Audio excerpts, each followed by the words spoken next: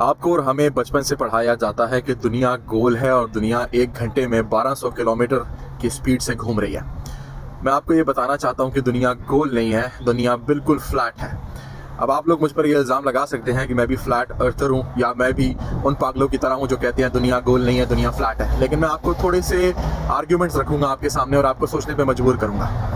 ये जो नीचे आप मैप देख रहे हो मेरे भाई, दुनिया कुछ इस तरह की लगती है। मैं ये नहीं कह रहा कि बिल्कुल 100% इसी तरह का मैप है दुनिया का, लेकिन इससे ही मिलता जुलता है। हम इंसान जिसको अर्थ बोलते हैं, जिसको दुनिया बोलते हैं, जिस ज़मीन पर रहते हैं, वो गोल नहीं है, वो घूम नहीं रही है। दुनिया के सैयारे और सितारे सभी हमारे इर्द गिर्द घूम रहे हैं, इसी तरह जिस तरह से आपको इस वीडियो में नीचे नज़र आ रहा है। उसकी कुछ बातें आपको समझाता हूँ। जो मैप आप आज देखते हो दुनिया में 1800s के अंदर वो मैप पहली दफ़ा इंट्रोड्यूस हुआ। किसके ज़रिए? कॉमन स्कूलिंग के ज़रिए, क्योंकि स्कूलिंग सिस्टम असल में 18वीं सदी के अंदर दुनिया में इंट्रोड्यूस होता है। अमेरिका से ये स्टार्ट होता है और ये स्टार्ट करने वाला एक यहूदी है। ये रॉथस्चाइल्ड्स और रॉकफेलर्स की क्रिएशन है, ताकि आपको और हमें बकरी की तरह वही सिलेबस पढ़ाया जाए, वही चीज़ पढ़ाई जाए जो वो हमें पढ़ाना चाहें, और फिर उसको आगे बड़े होके हम अपने बच्चों तक भी उसी तरह से मुंतकिल करें। हमारे टीचर भी बड़े होके उसी तरह से मुंतकिल करें, आगे आने वाली नस्लें उसको वैसे ही रट लें, और जब कोई बंदा उसको चैलेंज करने के लिए आए तो उसको पागल, उसको मजनू कहा जाए। अब मेरे भाई एक बात को समझिएगा, असहाबे कहफ के अंदर कुरान के अंदर सूरह कहफ में असहाबे कहफ का किस्सा आता है। उसी सूरत के अंदर जुल्करनैन का जिक्र भी आता है। जुल्करनैन के जिक्र के बारे में ये बताया जाता है कि जुल्करनैन एक ऐसे कौम से मिले जिस कौम के ऊपर कभी सूरज गरूब नहीं होता था, मतलब हमेशा 24 घंटे सूरज रहता था, गर्मी रहती थी। और जुल्करनैन एक ऐसे कौम से भी मिले जहाँ पर सूरज कभी तुलू नहीं होता था। और फिर एक तीसरी ऐसी कौम से मिले जिन्होंने याजूज माजूज की शिकायत की।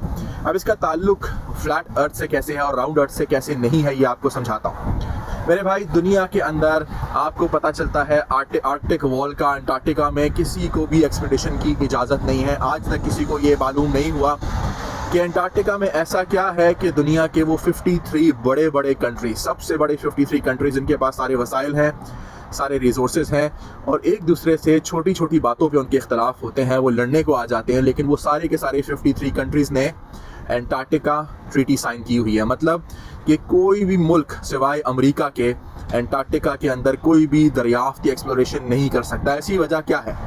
उसकी वजह यह है मेरे प्यारे भाइयों और बहनों कि उस वॉल के पीछे भी एक दुनिया बसती है, उस वॉल के पीछे भी जजीरे हैं, उस वॉल के पीछे भी मखलूक़ात हैं।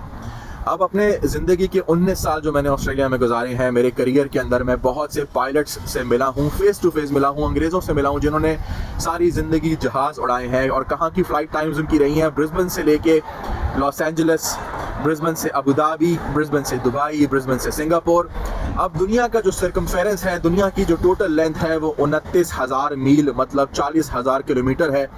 और अगर आप ब्रिस्बेन ऑस्ट्रेलिया से फ्लाई करते हो लॉस एंजलिस, तो ये 12,000 किलोमीटर बनता है। इन पायलट से मैंने जब भी पूछा कि आपका क्या कहना है कि दुनिया गोल है या दुनिया फ्लैट है, तो हर एक पायलट ने मुझे पर्सनली ये जवाब दिया है कि हम पब्लिक में ये बात कभी भी नहीं करते क्योंकि लोग हमें पागल कहेंगे फिर, लेकिन उन सब का मानना यही था कि दुनिया फ्लैट है। उसकी रीज़न ये है कि जब आप 12,000 किलोमीटर ट्रैवल करते हो ब्रिस्बेन से लॉस एंजलिस, या आप 11,000 किलोमीटर ट्रैवल करते हो ब्रिस्बेन से अबू धाबी या दुबई, तो इस सफ़र के दौरान जो दुनिया का कर्वेचर है, जो दुनिया की जो गोल घूम रही है दुनिया, उसके कर्वेचर के मुताबिक इनको अपने नोज़ की डायरेक्शन जो है वो नीचे करनी होती है या सीधी रखनी पड़ती है, ताकि वो उस कर्वेचर से इन लाइन रहे। लेकिन ये लोग इस फ्लाइट के दौरान कभी भी अपने कर्वेचर को बैलेंस नहीं करते, एक फ्लाइट पाथ में रहते हैं, और उसके लिए इनको जो है अपने एल्टीट्यूड को अप एंड डाउन करना नहीं पड़ता।